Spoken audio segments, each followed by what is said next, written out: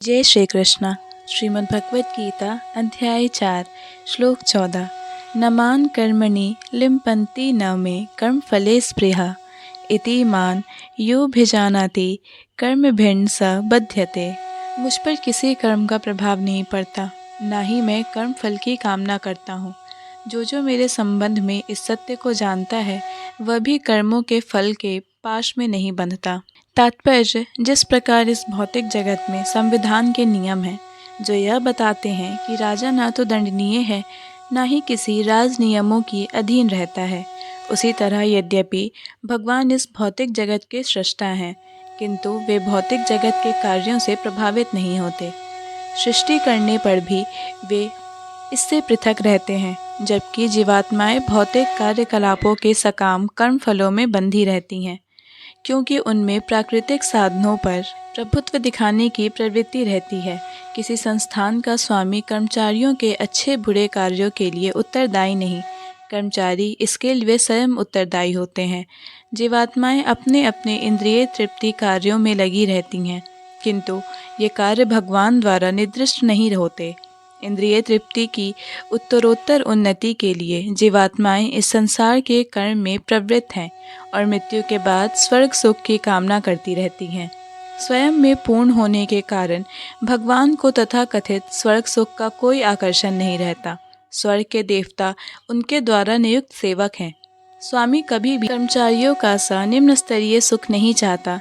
वह भौतिक क्रिया प्रतिक्रिया से पृथक रहता है। उदाहरणार्थ, पृथ्वी पर उगने वाले विभिन्न वनस्पतियां के उगने के लिए वर्षा उत्तरदायी नहीं है, यद्यपि वर्षा के बिना वनस्पति नहीं उग सकती। वैदिक स्मृति से इस तथ्य की पुष्टि इस प्रकार होती है। निमित्त मात्रमेवासौ सृजया नाम सर्ग कर्मणि प्रधान कारिणी भूता यतो वै सृजया शक्तया। भौतिक सृष्टि के लिए भगवान ही परम कारण है।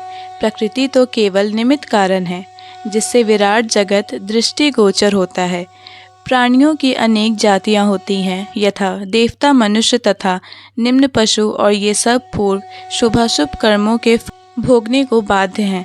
भगवान उन्हें ऐसे कर्म करने के लिए केवल समुचित सुविधाएं तथा प्रकृति के गुणों के नियम सुलभ कराते हैं, किंतु वे उनकी किसी भूत तथा वर्तमान कर्मों के लिए उत्तरदायी नहीं होते। वेदांत सूत्र में पुष्टि हुई है कि वैषम्ये धर्णे न सापेक्षत्वा। भगवान किसी भी जीव के प्रति पक्षपात नहीं करते। जीवात्मा अपने कर्मों के लिए स्वयं उत्तरदायी हैं। भगवान उसे प्रकृति अर्थात बहिरंगा शक्ति के केवल सुविधा प्रदान करने वाले हैं। जो व्यक्ति इस कर्म नियम की सारी बारीकियों से भली भांति अवगत होता है, वह अपने कर्मों के फल से प्रभावित नहीं होता।